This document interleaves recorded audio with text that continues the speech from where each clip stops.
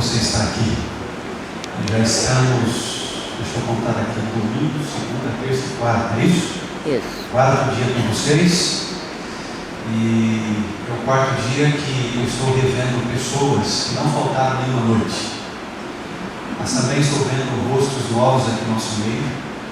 É sempre uma alegria, em nome da Igreja Adventista, recebê-lo aqui em nossa casa de oração.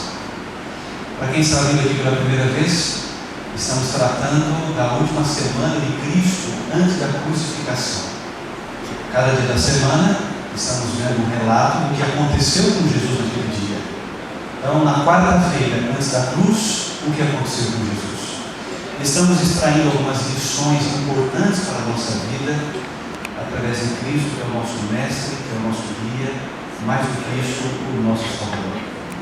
E hoje é quarta-feira, passamos um pequeno vídeo aqui, de alguns acontecimentos, e é lógico que a nossa ideia não é transmitida através dos vídeos, tudo aquilo que aconteceu no dia, às vezes se mistura alguns outros ensinamentos, mas é pelo menos relembrarmos um pouco da obra de Cristo aqui nessa terra. Algumas pessoas têm procurado, olha, que legal aqueles videozinhos, são curtinhos, mas nos faz pensar no amor de Jesus por nós. Então, cada dia um vídeo curto e uma mensagem também. Eu quero encontrar você, abrir sua Bíblia, no livro de Isaías, no capítulo 4, no versículo 6.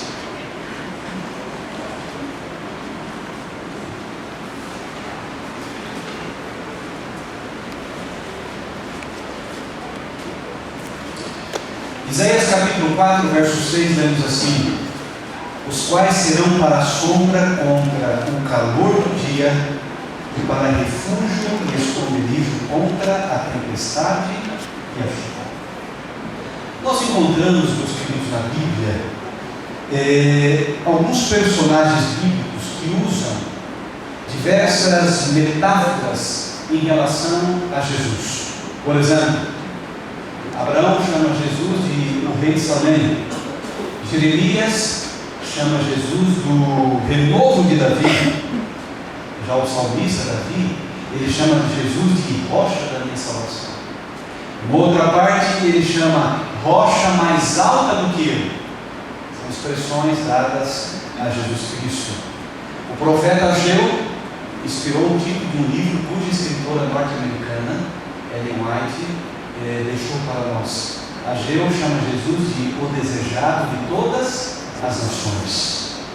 Em Apocalipse, João apresenta Jesus como o leão da tribo de Judá. E agora, Isaías capítulo 4, verso 6, há uma figura de linguagem que o profeta usa para Jesus. O texto diz: os quais serão para a sombra contra o calor do dia, e para refúgio e esconderijo contra a tempestade e a chuva. Se nós analisarmos o contexto de Isaías, no capítulo 4, perceberemos que esta metáfora, ela se refere ao reinado do renovo do Senhor. Em outras palavras, Jesus Cristo. Não seria errado então dizer que Jesus, ele é um refúgio. Além de refúgio, ele é a rocha da minha salvação. Ele é o renovo de Davi. Ele é o desejado de todas as nações. E quantos outros termos eu poderia ler nessa noite que outros profetas também escreveram. Mas a pergunta é: o que é um refúgio?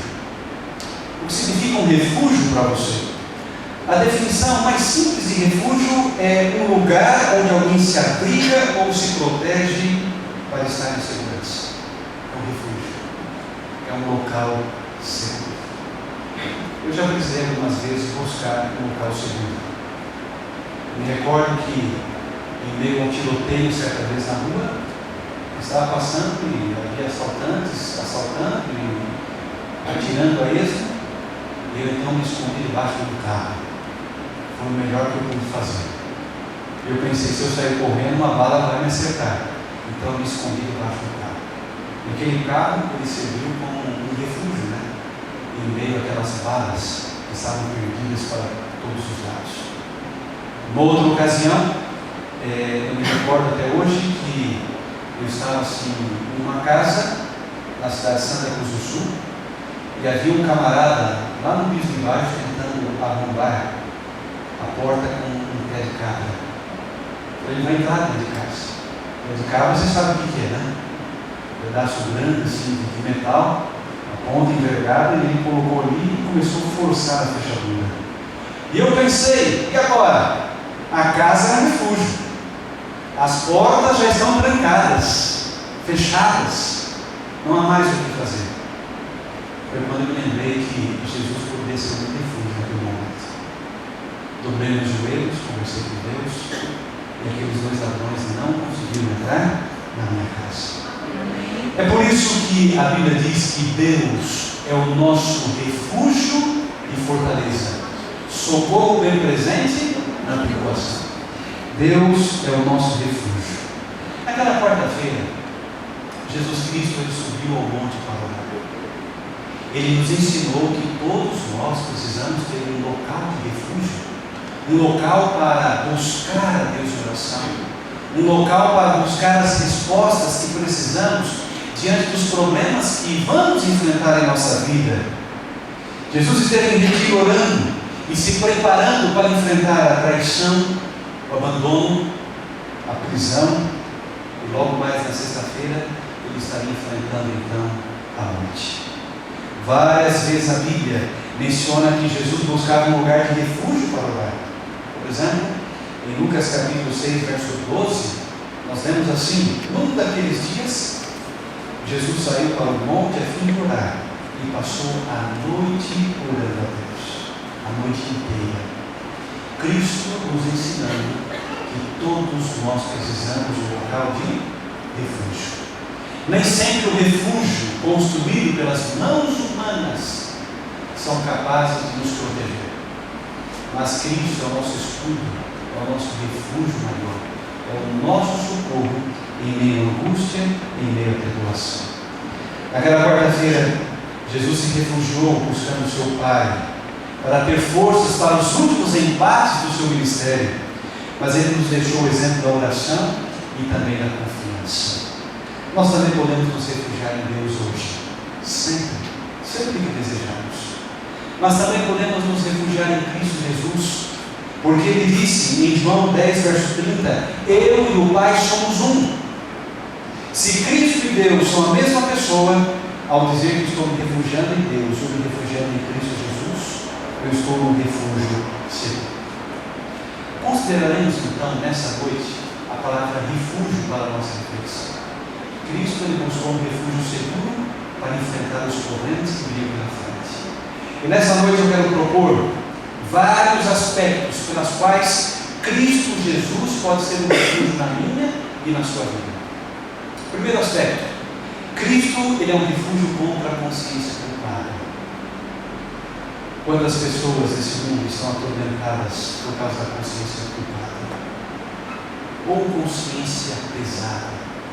São pessoas que tentam reclinar a cabeça no travesseiro, descansar em paz, mas não conseguem. A consciência está pesada, a mente está culpada. Desde a entrada do pecado nesse mundo, uma consciência culpada tem sido a causa de muitas doenças: a depressão mental, a ansiedade, o remorso, a culpa, e tudo isso tem destruído vidas, relacionamentos e a saúde das pessoas também. Os filósofos eles definem consciência culpada como a violação de um dever. Sabemos o que devemos fazer, mas não fazemos. Então isso gera uma consciência culpada. Então, para esses filósofos, a violação de um dever, aquilo que seria imperioso fazer e não fazemos, isso gera uma consciência culpada. A consciência culpada não deixa muitas vezes o homem dormir. Quantas pessoas entram à madrugada? É por isso que o índice de suicídios eles acontecem com mais frequência nesses horários. Não dormem, não estão em paz e acabam tirando a sua vida. Eu acho que a única coisa que pesa mais que o chumbo nessa terra é a consciência culpada. Se você já teve a consciência culpada no momento de sua vida, você sabe o quanto isso pesa em seus ombros.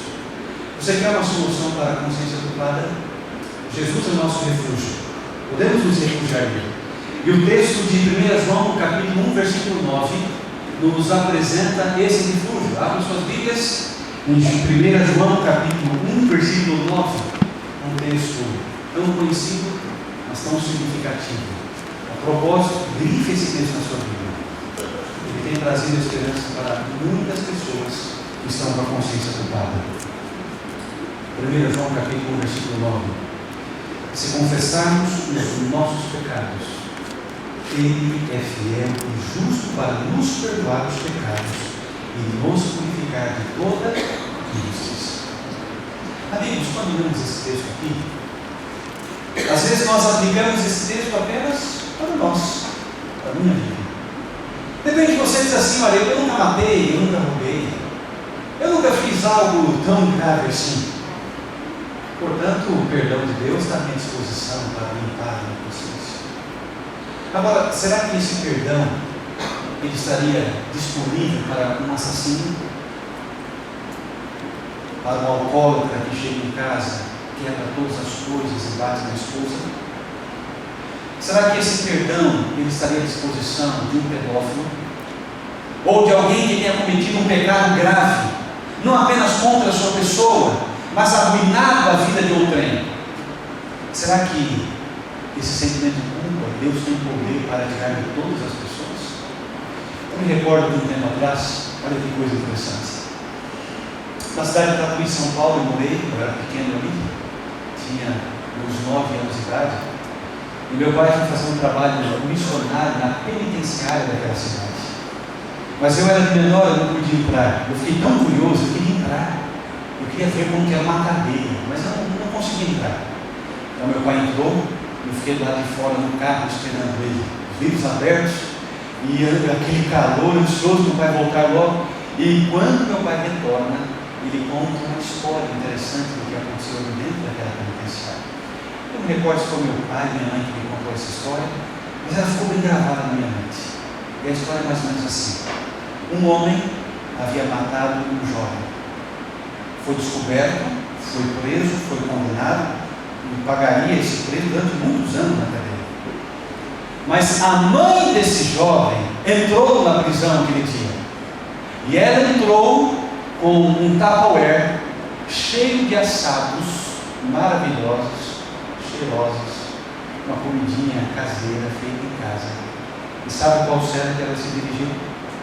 A cela em que aquele homem havia matado sua filha.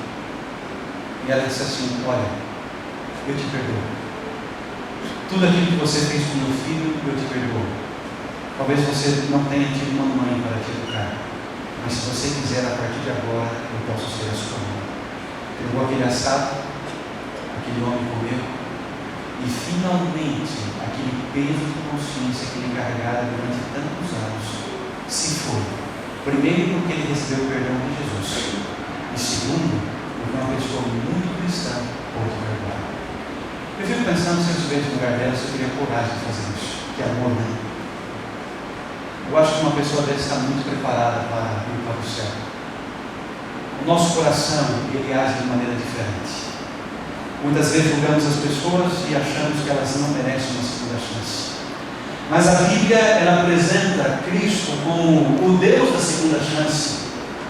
O Deus em que você pode recomeçar. É por isso que em Lamentações, capítulo 3, 23, diz que as misericórdias do Senhor se renovam a cada manhã, e grande é a sua fidelidade. Se as misericórdias de Deus se renovam a cada manhã, todos os dias, sempre, com Deus você pode recomeçar, não importa o que você tenha feito de errado. Amém? Você quer estar livre da consciência culpada? Então não olhe para os seus defeitos, mas olhe para aquele que pode tirar essa culpa do seu coração e transformar você numa pessoa melhor. Amém? Esse é o Jesus que eu queria apresentar para você nessa noite. Aquele refúgio contra a consciência culpada. Fique livre em Jesus. É por isso que a Bíblia diz: se o Filho vos libertar, verdadeiramente sereis livres. O que diz Romanos capítulo 8, verso 1? Nenhuma condenação há para aqueles que estão em Cristo Jesus. Olha que texto bonito. Olha que privilégio é estarmos com a consciência limpa em Cristo depois de recebermos o Senhor. A segunda forma de refúgio é que Cristo ele é um refúgio contra Satanás. Quem é Satanás? O inimigo de Cristo. É o originador de tudo isso que nós acompanhamos nesse mundo de pecado, de sofrimento e de dor. A sua existência é real, não se engane, a Bíblia fala isso. Satanás, aquele que é chamado também na Bíblia de Lúcifer, ele faz tudo para tirar da mente da humanidade que Deus não existe. Ele usou inclusive homens influentes, né? Charles Darwin foi um deles. Ele tentou provar que o ser humano não foi criado como um ser maior, mas que nós viemos de uma casualidade, ou que o ser humano passou por processos evolutivos. Olha, eu não gosto de imaginar que eu vim uma casa, nem mesmo na América. Alguns professores nas aulas de biologia não ensinam os alunos. Você gosta de pensar nisso? Olha, que alegria saber que eu fui feito pelas mãos de Deus, um ser maior superior. Também tenho dificuldade de entender que eu fui criado porque houve o Big Bang, uma grande explosão cósmica, e tudo aquilo que estava desordenado passou a se ordenar e agora estou vivo. Olha, gente, eu mesmo estou pegado. Você sabe aquele despertador antigo que o seu avô usava? Eu vou usar nunca. Estava batendo no metal, né? Eu pego um despertador daquele, eu desmonto o ponteiro, cordas, ok? Um sininho, você desmonta todo ele. Coloca numa sacolinha e começa a chacoalhar durante milhares e milhares de anos. Depois de milhares e milhares de anos, aquilo vai se organizando, vai se ajustando, o parafuso vai apertando, e ali está um despertador novinho. Não foi dessa desordem que o ser humano foi criado. A Bíblia diz que tudo foi muito organizado, tudo planejado pela ação de Deus. Em 6 dias, a cada dia ele foi criando uma coisa diferente nesse mundo. Ao 6º dia ele criou o homem, a obra-prima da sua criação, e ao 7º dia ele descansou. Portanto, Satanás ele tem colocado na mente de algumas pessoas que Deus não existe, porque se eu não sei de onde eu vim, eu logicamente não saberei para onde vou. E aqui está o grande problema. Só que hoje ele está usando uma outra estratégia. Os argumentos de Charles Darwin já foram quebrados há muito tempo. Embora for aceito, continua sendo aceito. Deus tem dado sabedoria a homens que são criacionistas para defender a ideia do criacionismo combatendo Charles Darwin. Porém, hoje ele usa uma outra estratégia. Sabe o que Satanás faz? Ele está colocando na mente das pessoas que Satanás não existe, que ele não existe. Ora, se o originador das tragédias, das desgraças, do mal desse mundo não existe, então quem é o culpado? Deus. Deus é o culpado. Está entendendo? De toda forma, ele tenta anular a pessoa de Deus na vida das pessoas. Então, se ele não existe, o originador do mal é Deus. É por isso que um filósofo chamado David Hume, ele fala assim: se Deus existe e existe sofrimento na terra, onde está esse Deus? Aí as pessoas começam a perguntar. Sabe que eu acho que a maior dúvida do ateu é essa, né? Ele olha para o sofrimento, olha para a morte, olha para a desgraça, e diz assim: se Deus existe, por que essas coisas acontecem? Na verdade, não temos tempo para isso. Mas de uma maneira sucinta, você sabe que o originador de tudo isso é Satanás. É o inimigo de Deus.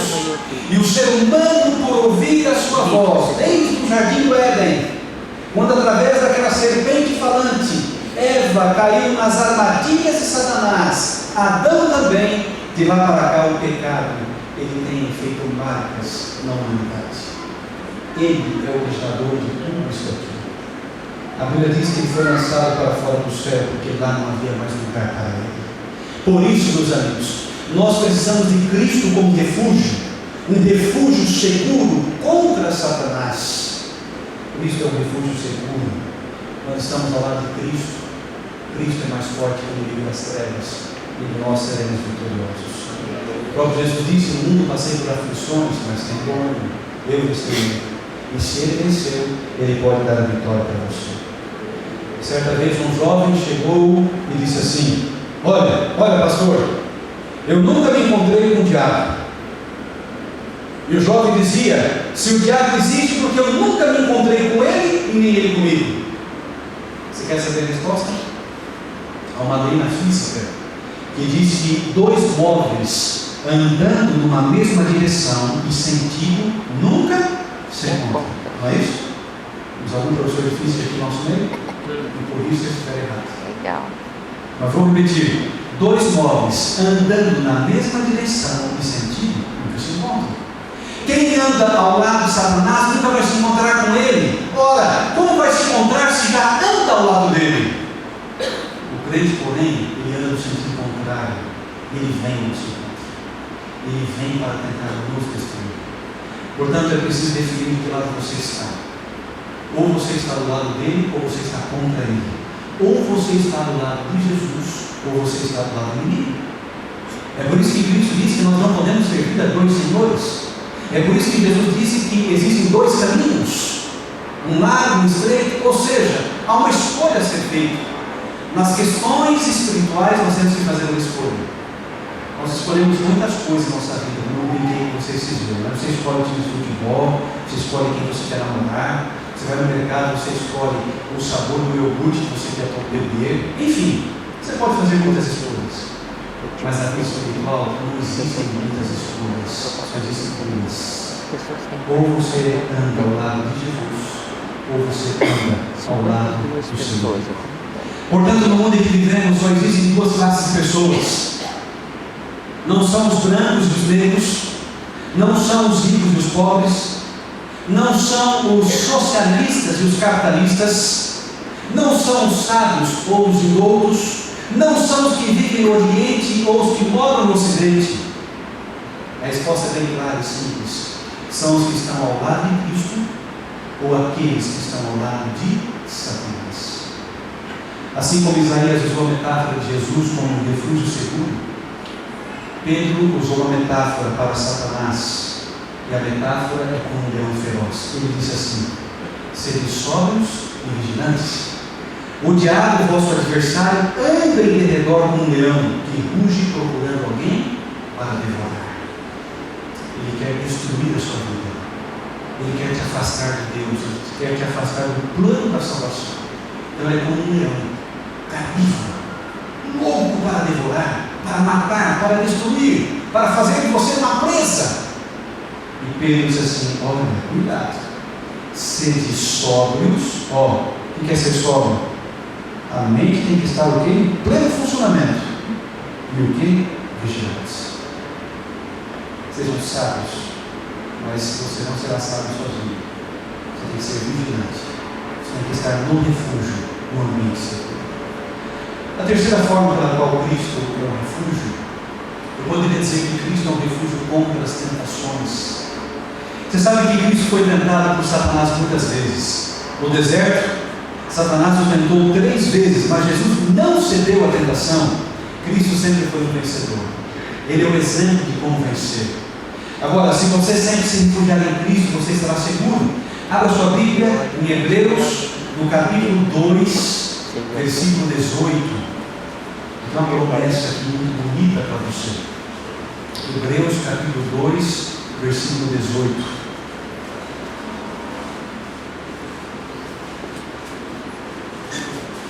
Pois naquilo que ele mesmo sofreu, tendo sido tentado, é poderoso para socorrer os que são tentados. Olha, eu vi certa vez, você vai rir do que eu vou dizer, tá? Eu acho que vai ficar bem claro, vocês vão entender. Uma vez eu perguntei para um pastor, há muito tempo atrás, uma definição de tentação. Sabe o que ele falou para mim? Claro que você não se escandalize, mas vou dar a resposta que ele deu para mim, entendi direitinho. Ele falou assim: olha, tentação é o pecado fazendo striptease. Pastor, que coisa feia. Você não entendeu ainda, meu jovem? Ele aparece para você, ele aparece com uma roupagem de um jeito, mas depois uma roupagem o quê? É diferente. Ele aparece como se fosse algo sensual, chamativo, mas quando você percebe, já caiu, você já foi derrubado por ele. A tentação vem, ela se apresenta de uma forma atrativa, de uma forma chamativa. Deixa eu fazer uma pergunta para você. Se pecado fosse tão ruim assim, eu acho que as pessoas não pecariam, não é verdade? Ao que tudo indica, numa primeira instância, o pecado é algo chamativo e gostoso. Do contrário, não cometeríamos pecado. O único problema do pecado é que ele não fica gostoso para sempre. O seu prazer ele é muito pequeno, ele é transitório, ele é passageiro, ele dura pouco. Pegou o exemplo? O marido sai com a colega do trabalho e traz sua esposa. Ele tem uma noite de alegria, mas no outro dia, quando a sua família descobre há uma separação, filhos para um lado, ele para o outro, e tudo aquilo que era o ambiente mais feliz da vida dele, a sua família, ele joga por terra por apenas algumas horas de prazer. Esse não é o pecado. Ele te passa uma roupagem de prazer, de contentamento, de alegria, quando na verdade não existe. Sabe que há um ditado popular na minha terra que diz assim: quem calça o sapato é que sabe onde ele aperta. Já viu esse ditado? Vamos voltar ao texto aqui, você vai entender o ditado. Em Hebreus capítulo 2, verso 18, diz assim: pois naquilo que ele mesmo sofreu, tendo sido tentado, é poderoso para socorrer os que são tentados. Por que eu disse que quem calça o sapato é que sabe onde é perto? Sabe o quê? Cristo calçou, os amigos, o sapato da natureza humana. Por isso, ele sabe as coisas que nos apertam. Ele conhece as nossas dores. Ele foi tentado em todas as coisas. Cristo sentiu o que você sente também. Por isso que ele pode resolver os seus problemas, porque ele sabe que você também é tentado. Cristo, conhecendo as aflições que eu e você passamos, ele tem poder para te socorrer, segundo a promessa de Hebreus capítulo 2, no versículo 18. Amém? Então não fique preocupado com a tentação. Fuja da tentação. Você tem um aliado forte. Pergunte a Cristo. Ele sabe o segredo para fugir da tentação. Ele tem a resposta para você. Portanto, Cristo, ele é um refúgio contra as tentações. A quarta forma pela qual Cristo é um refúgio: Cristo é um refúgio contra o juízo vindouro. Sabia disso? Uma das doutrinas básicas da Bíblia é a doutrina do juízo de Deus. Satanás vem trabalhando para que as pessoas pensem que isso não vai acontecer. Ele vem trabalhando para destruir a vida das pessoas. Mas sabe de uma coisa? Um dia ele vai ser destruído, porque haverá um juízo.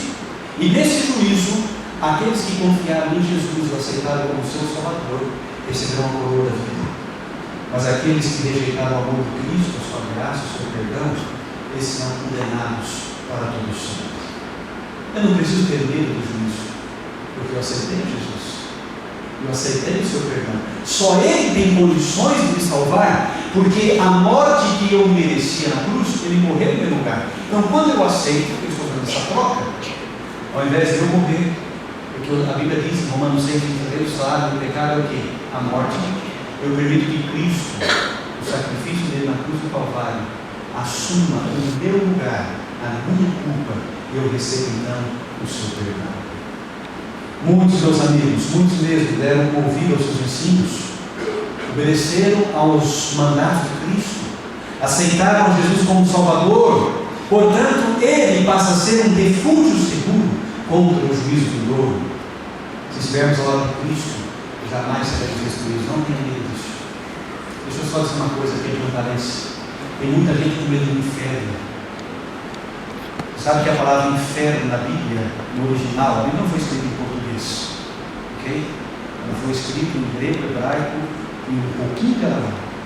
A palavra Hades na Bíblia, que foi traduzida em português pelo padre João Ferreira de Almeida como inferno, significa sepultura.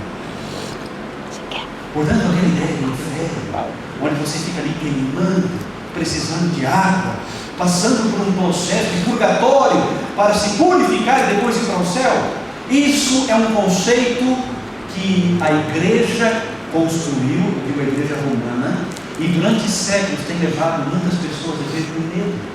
Gente, isso é uma tradição, isso não fala a Bíblia. Eu desafio qualquer pessoa a mostrar que existe esse tipo de inferno na Bíblia. Eu desafio você. Tudo que eu já li a Bíblia, do começo até o final, Eu nunca encontrei isso no inferno. Isso é um conceito de tradições religiosas, mas não é um conceito bíblico. Portanto, não tenha medo. O juiz não é para colocar medo em você. Sabe para que serve o juiz? É para Deus mostrar a sua justiça. Eu tenho 2 filhos em casa. Um exemplo. Um filho tirou boas notas, se esforçou, estudou, fez o seu melhor. O outro bagunçou, não fez nada.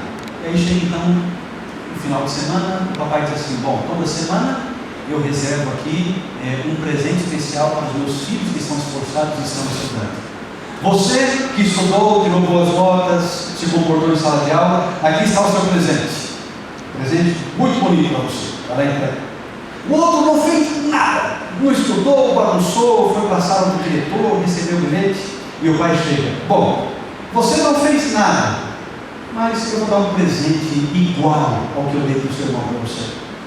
Seria justa essa situação? Eu fico pensando, não é justo mesmo? Alguns se esforçam para ser boas pessoas, para ser honestos, para desenvolver o amor em seu coração, para fazer o seu melhor por si mesmo e também para o próximo. E finalmente um dia chega no céu, o outro que nunca fez nada disso, matou, roubou, adulterou, fez tudo errado, não pediu perdão, não se depôs aos pés da cruz, e então chega no céu e Jesus diz assim: olha, todos são bem-vindos, os que fizeram tudo errado, os que fizeram tudo certo. Olha, na mesma hora, você que teve uma vida correta diria assim: isso não é justo. Portanto, o juízo de Deus é para justificar os justos, é para separar aqueles que receberão a glória da vida e os que não receberam. Agora, por que ter medo? Só tem medo quem tem a consciência culpada, quem não se entregou a Jesus, quem não aceitou o seu perdão ainda. Mas se você já fez isso, não tenha medo, o céu é para você. A promessa em Cristo é para você. Amém? Certa vez, Félix de Nola, um cristão genuíno, ele viveu no século III da era cristã. E esse homem, ele foi grandemente perseguido por causa da sua fé. A história conta que ele abandonou a sua cidade, fugiu para lugares solitários, abrigou-se depois de muitos anos numa caverna e fugiu dos soldados para não ser morto. Ele foi procurado por todos os lados, mas não foi encontrado.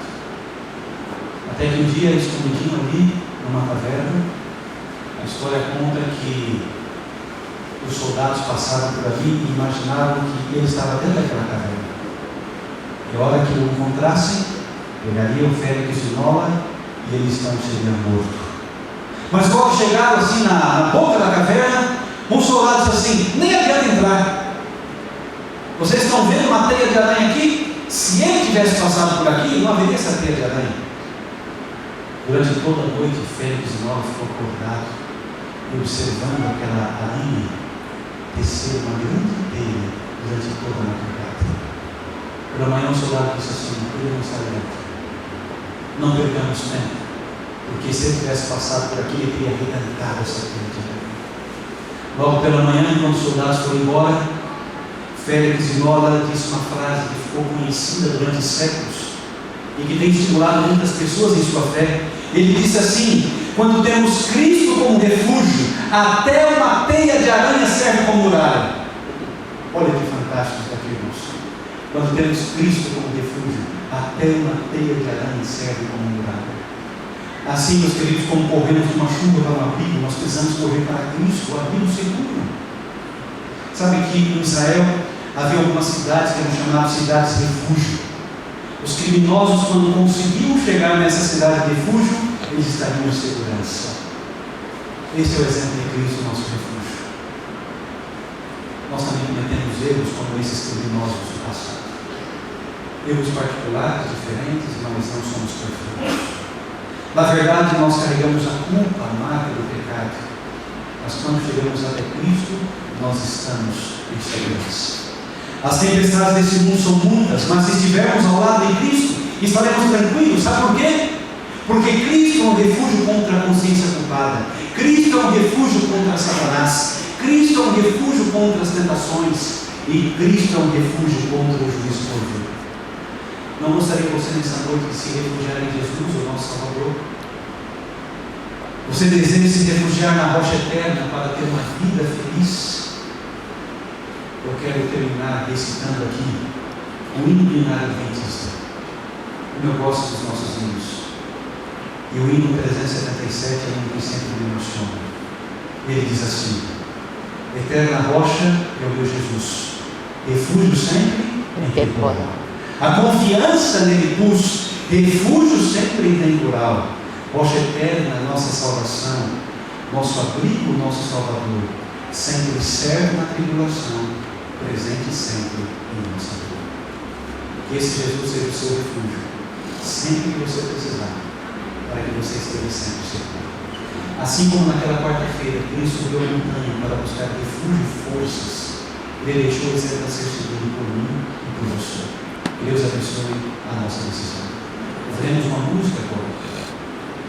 A Cláudia vai cantar, enquanto ele estiver cantando, que você possa se refugiar em Jesus Cristo, o nosso milagre.